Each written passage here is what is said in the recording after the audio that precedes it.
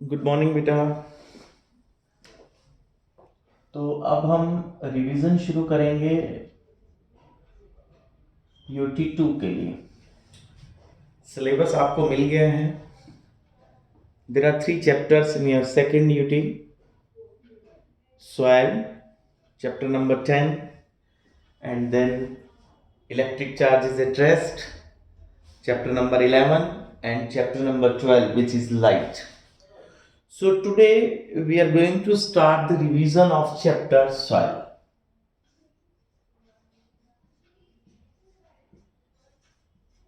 Soil is the upper layer of the earth which is formed by the breakdown of the rocks by the process of weathering plus with the process of humidification, humus addition. तो आपने पढ़ा बेटा पहले chapter में कि soil जो बनती है वो रॉक पार्टिकल से। Soil is formed by rock particles plus बेटा ह्यूमस। तो इस प्रोसेस से सॉइल बनती है। सॉइल का आपको पता है इसमें मिनरल्स हैं, इसमें प्लांट्स ग्रो करते हैं। तो अब हम इस चैप्टर की एक्सरसाइज पे आते हैं। जो जो कंसेप्ट इसमें आते जाएंगे मैं बेटा आपको एक्सप्लेन करता जाऊंगा। सो फर्स्ट आपने देखा फिल इन द ब्लैंक्स में first chapter various layers in the soil are called as soil horizon. आपका जो फिल इन द ब्लैंक्स में सॉइल होरिजोन्स आप देख सकते हैं आपकी बुक में पेज नंबर इट्स ऑन बेटा पेज नंबर 147 पे। आप पेज 147 पे देखेंगे बुक में, you'll see that कि सॉइल को अलग अलग लेयर्स में हमने डिवाइड किया है, जिसमें अपर लेयर जो है वो है बेटा ओ, देन ए, फिर उसके बाद लेयर आती है बेटा बी, फिर आती है बेटा सी, फिर आता है नीचे पेरेंट रॉक। तो ये जो लेयर्स में हम इसको डिवाइड करते हैं, these are called as soil horizons. Second बेटा अब आपका आता है देन बेटा the intermediate particles that are neither very rough nor too smooth are termed as silt. ये तो बेटा पार्टिकल साइज के कंसेप्ट में आप जब देखेंगे कि पार्टिकल साइज बड़ा हो तो सैंड बन जाएगी, स्मॉल पार्टिकल साइज हो तो बेटा क्ले, और इंटरमीडिएट हो तो silt.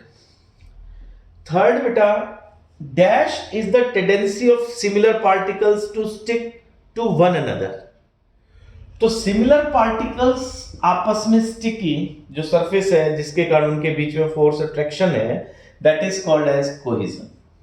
This is called as cohesion, you can सी।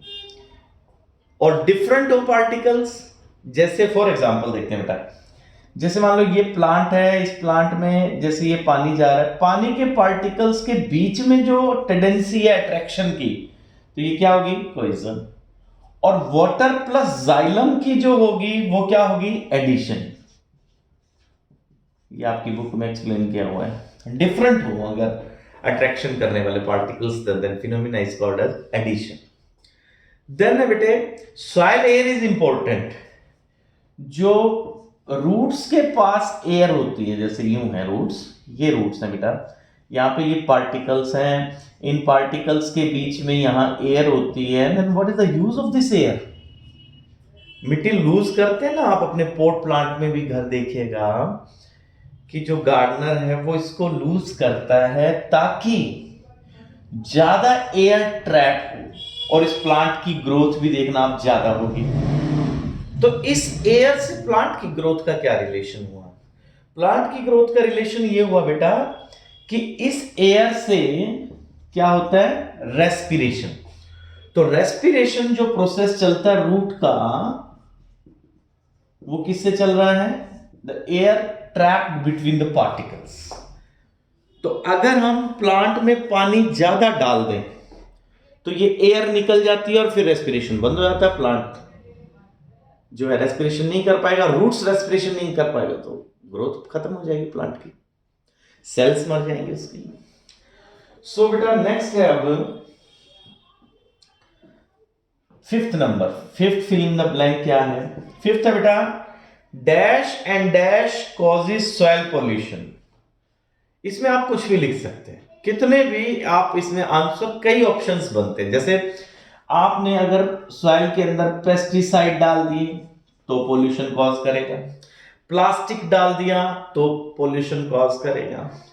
तो एक तो बेटा पेस्टिसाइड और एक एक्सेसिव यूज ऑफ फर्टिलाइजर्स। आप अगर खाद ज्यादा डाल रहे हैं तो that is also polluting the soil. So ये फर्स्ट क्वेश्चन बेटा फिल इन द ब्लैंक्स का आपकी बुक में इस चैप्टर का, सॉइल का, सॉइल चैप्टर में आपका पेज नंबर 156 पे बेटे सेकंड क्वेश्चन है बेटा, मैच द फॉलोइंग। अब ये भी बहुत आसान है, मैच द फॉलोइंग में। फर्स्ट है बेटा पोटर सॉइल।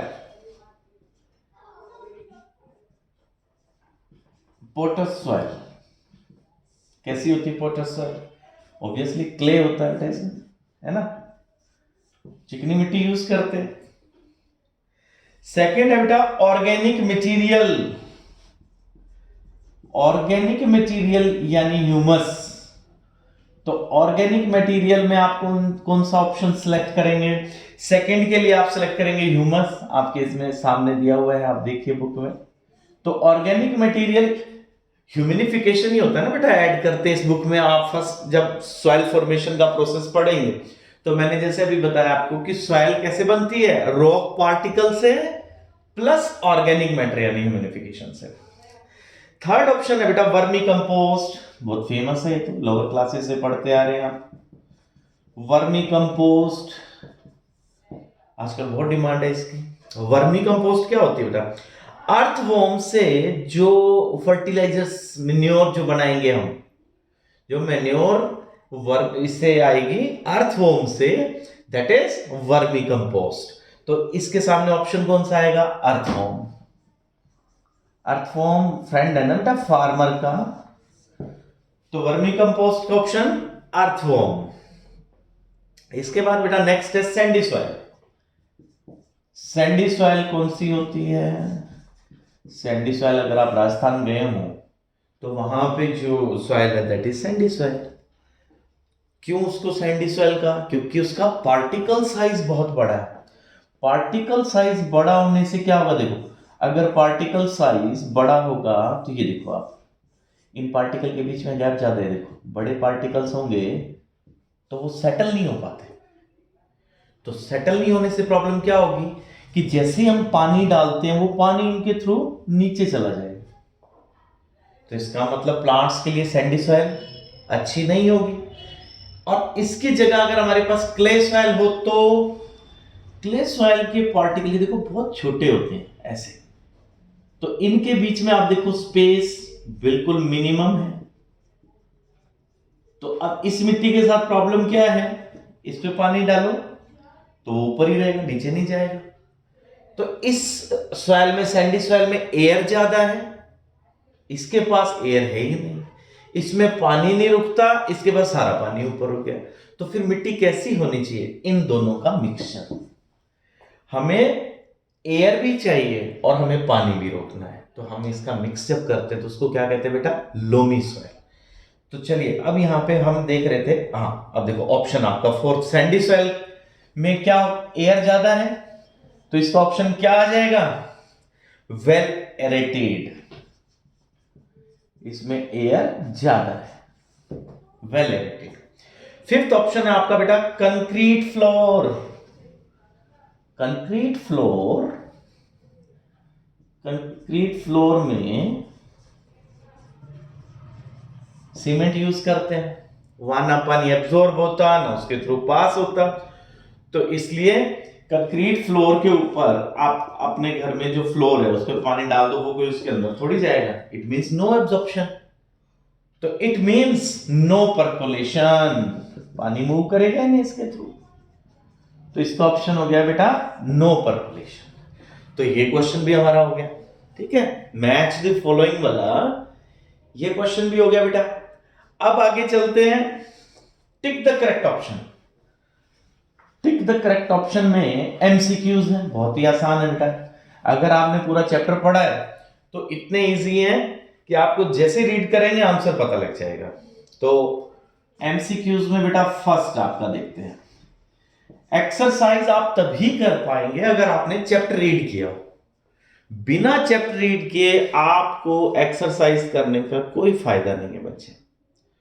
पहले आप चैप्टर रीड करें, अंडरलाइन करें, उसके बाद आप एक्सरसाइज पे आना। तो बेटा पहला, which of the following is not an agent of physical weathering.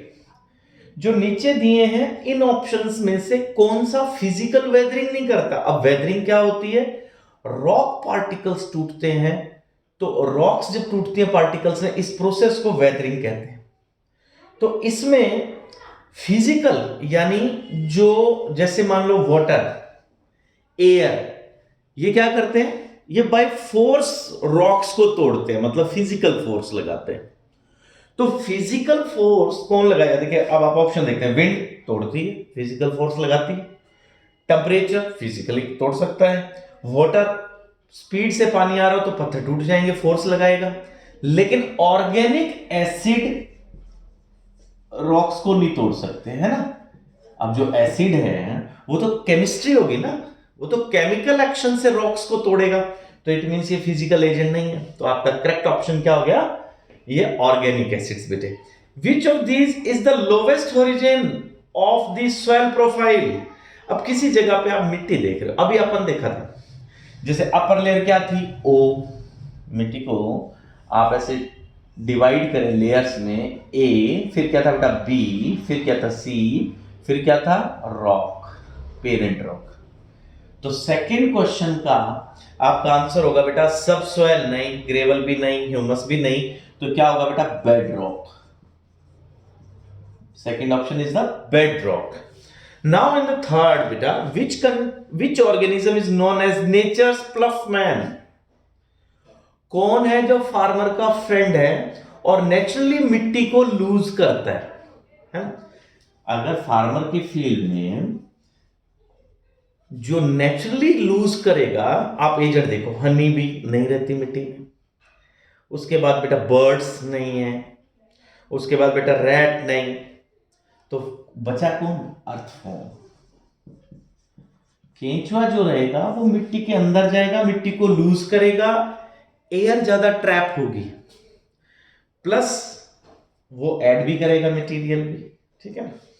अब आते बेटा फोर्थ पे, which soil can retain more water. अभी बताया था आपको, किस मिट्टी में पानी ज्यादा रुकता है, क्ले में, और सबसे कम किस में रुकता है, सैंडी सॉइल में।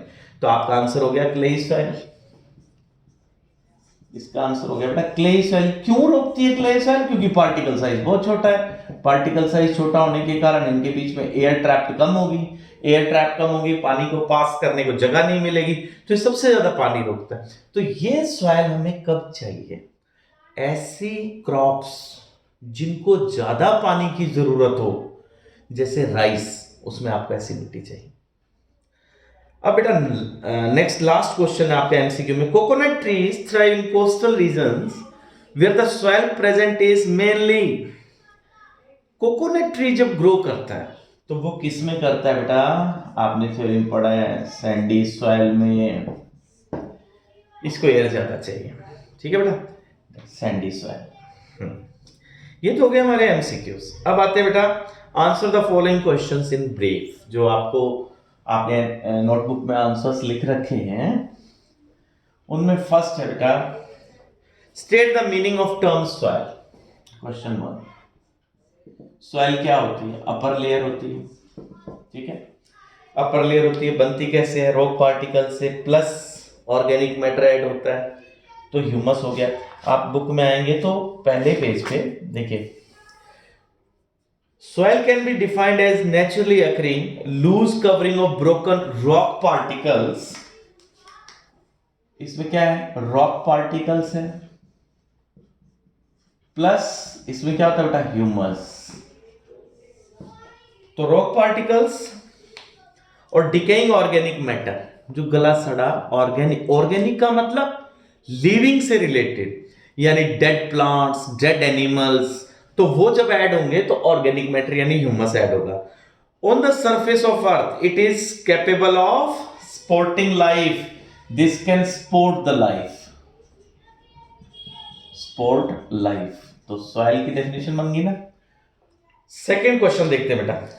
अच्छा, एक बड़ी इंटरेस्टिंग फैक्ट आपके पेज नंबर 145 पे डू यू नो में दे रखा है, it takes 500 years to produce just less than 1 inch of top soil. मतलब अगर 1 इंच मिट्टी, इंच कितना होता है, 2.54 सेंटीमीटर, इससे भी कम बनने में इतनी सॉइल अब बनी हो अगर, तो कितना टाइम लगा होगा, अबाउट 500 years। कितना लंबा टाइम लगता है बेटा। तो ये जो सॉइल फॉर्मेशन का प्रोसेस है बहुत स्लो चलता है। अगर 1 इंच बनने में आप देखिए 500 साल, 500 years, बहुत लॉन्ग टाइम, 5 centuries, तो इतना लॉन्ग टाइम इस सॉइल बनने में लगा है, तो ये कितना स्लो प्रोसेस होगा आप अंदाजा लगा सकते हैं। List the 4 main agents of physical weathering, के भी काफी आसान है। सेकेंड है बेटा फिजिकल वेदरिंग के लिए, देखो सेकेंड क्वेश्चन में, क्वेश्चन 2, फिजिकल वेदरिंग यानी जिसमें फोर्स लगती है, ऐसे एजेंट कौन है? पत्थर टूटेगा कैसे? अभी अपन ने कहा कि रॉक पार्टिकल से सॉइल बनती है, तो उसको कौन तोड़ेगा? उसको तोड़ने में भी नेचर के एजेंट्स हैं, जैसे बेटा विंड, जैसे बेटा वाटर, जैसे बच्चे टेम्परेचर, ये एजेंट्स हैं। और प्लांट्स की रूट्स जो होती हैं वो भी रॉक्स को तोड़ती हैं, वो भी फोर्स एक्सर्ट करती हैं। आइस जो बनती है वो भी फोर्स एक्सर्ट करती है। आइस कैसे करती है? देखो, जैसे मान लो यहां कोई क्रैक हुआ पत्थर के बीच में, देखो ऐसे, जैसे रेन आई, पानी आया, इसमें पानी भर गया। जैसे टेम्परेचर डाउन होगा, विंटर सीजन आएगा, तो ये किस में कन्वर्ट होगा? आइस में। और आइस का वॉल्यूम वाटर के वॉल्यूम से ज्यादा होता है, तो वो एक फोर्स एक्सर्ट करता है बेटा, उससे रॉक्स जो होते हैं वो ब्रेक करते हैं और सॉइल फॉर्मेशन का प्रोसेस चलता है। इसके बाद बेटे आपके बुक में आगे क्वेश्चन है, right one difference between Sandy, clay and silt. क्या डिफरेंस है? साइज का डिफरेंस है, ये देखो। अच्छा, एक आपकी बुक में एक चीज मैं और ऐड कर रहा हूं कि जो प्लेजेंट रेन स्मेल आती है, ये भी 147 पेज पे दिया हुआ है, डू यू नो में, प्लेजेंट रेन स्मेल्स। बारिश आने के बाद एक खुशबू आती है ना मिट्टी में, आपने नोटिस किया हो तो इस बार करना कि बारिश जब आती है तो एक मीठी सी जो स्मेल आती है, वो क्यों आती है? Actually it is by a bacteria actinomycetes. तो ये एक बैक्टीरिया है जो सॉइल में रहता है। जैसे ही सॉइल ड्राई हो जाती है, बैक्टीरिया के स्पोर्स बन जाते हैं। जैसे मान लो ये सॉइल है, ये सॉइल यहाँ पे, और ये ड्राई है, तो इसमें बैक्टीरिया के ये स्पोर्स होते हैं, ये स्पोर्स हैं। तो ड्राई होने पे स्पोर्स बना दिया, जैसे ही बारिश आती है, रेनफॉल होता है, तो ये टिनी स्पोर्स, जैसे यहाँ पे रेन ड्रॉप आएगी, ये स्पोर्स एयर में जाएंगे, और जैसे इनको मॉइस्चर मिलता है तो इनसे एक स्मेल प्रोड्यूस होती है जो कि हम रेन स्मेल बोलते हैं। तो rain smell, pleasant rain smell का रीजन कौन हुआ? ये बैक्टीरिया। क्या नाम है इसका? एक्टिनोमाइसीट्स। ये फिलामेंटस होते हैं बेटा, हायर क्लासेस में आप पढ़ेंगे। अच्छा, अब हमारा नेक्स्ट क्वेश्चन है कि सैंड, क्ले और सिल्ट में क्या डिफरेंस है? बहुत ही आसान है, बहुत इजी है बेटा। ये देखो, सैंड, क्ले और सिल्ट, ये क्वेश्चन नंबर कौन सा है? 3। सैंडी सॉइल कौन सी होती है? जिसके पार्टिकल साइज बड़ा हो। क्ले सॉइल कौन सी होती है? पार्टिकल साइज बिल्कुल छोटा हो। और सिल्ट कौन सी होती है? इन दोनों का इंटरमीडिएट हो। इसके बाद है बेटा name the type of soil classified on the basis of soil texture. ये भी इजी क्वेश्चन है। सॉइल टेक्सचर के according different type of soil कौन सी है? तो ऐसी सॉइल जिसके अंदर पार्टिकल्स कौन से हो? स्मॉल पार्टिकल्स हो। तो कैसी हो जाएगी बेटा? Clayey soil. इसमें फाइन एंड स्मूथ पार्टिकल्स हो। क्वेश्चन 4 में क्लेई सॉइल कौन सी होगी? जिसमें स्मॉल पार्टिकल्स हो, फाइन पार्टिकल्स हो, स्मूथ पार्टिकल्स, चिकनी मिट्टी जो हम कह देते हैं। ठीक है ना? सैंडी सॉइल कौन सी है? सैंडी सॉइल जिसमें बिगर पार्टिकल्स हो। और इन दोनों को मिक्स कर दो लोमी में, क्ले प्लस सैंडी, ये बेस्ट है सॉइल। ये बेस्ट सॉइल है। कौन सी? लोमी। अगर आपने प्लांट ग्रो करवाना है ये सबसे बेस्ट है। क्योंकि इसके साथ क्या प्रॉब्लम है? क्ले के साथ इसके पास एयर नहीं है क्योंकि पार्टिकल्स बिल्कुल क्लोज है। सैंडी के पास एयर है बट वाटर नहीं है। इसके पास दोनों है ना? देखो क्ले सॉइल के पास तो क्या है कि पार्टिकल साइज बिल्कुल छोटा है और पास पास है, तो पानी इसके ऊपर आ जाता है। सैंडी सॉइल है, बड़े पार्टिकल्स हैं, एयर तो है बट पानी नीचे चला जाता है। इसमें मिक्स है, इसमें स्मॉल पार्टिकल्स भी हैं, लार्जर पार्टिकल्स भी हैं, तो उससे क्या होता है? दोनों ही काम पूरे हो गए, एयर भी हो गई प्लस वाटर भी हो गया। तो इसलिए बेस्ट सॉइल है। ठीक है बेटे। अब एक क्वेश्चन है आपका, give the meaning of term coition. Coition का मतलब क्या होता है बेटा? सिमिलर पार्टिकल्स के बीच में जो फोर्स ऑफ अट्रैक्शन होती है। और सॉइल पोल्यूशन किससे होती है? पेस्टिसाइड से होती है, एक्सेसिव यूज ऑफ फर्टिलाइजर से होती है। तो यहां तक एक एक्सरसाइज करेंगे आप। इसके बाद नेक्स्ट वीडियो में बाकी जो क्वेश्चंस रह गए उनको डिस्कस करेंगे। ठीक है बेटा? Thank you, have a nice day.